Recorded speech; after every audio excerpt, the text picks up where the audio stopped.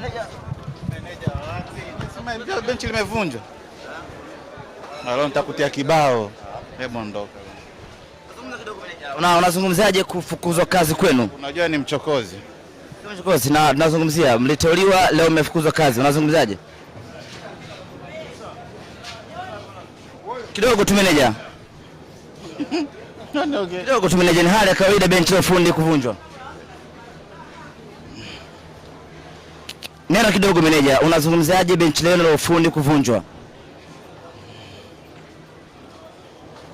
Meneja, neno tafadhali.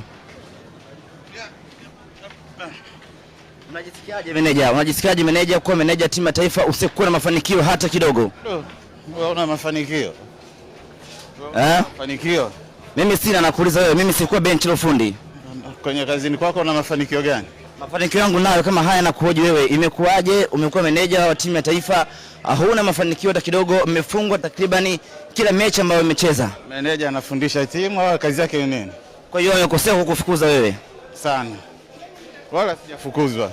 Ila sina taarifa. Wewe unazo? Taarifa zimetolewa, benchi zima la ufundi limevunjwa. Benchi lipi, la mbao la chuma?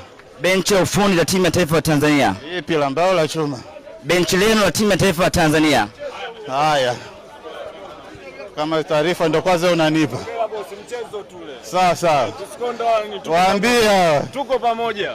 Kwamba ule ni mchezo. Mchezo kila siku. Wewe kila siku? Mmefungwa Misri, mmefungwa kule Kosafa. Mchezo ni sisi tu. Sawa sawa.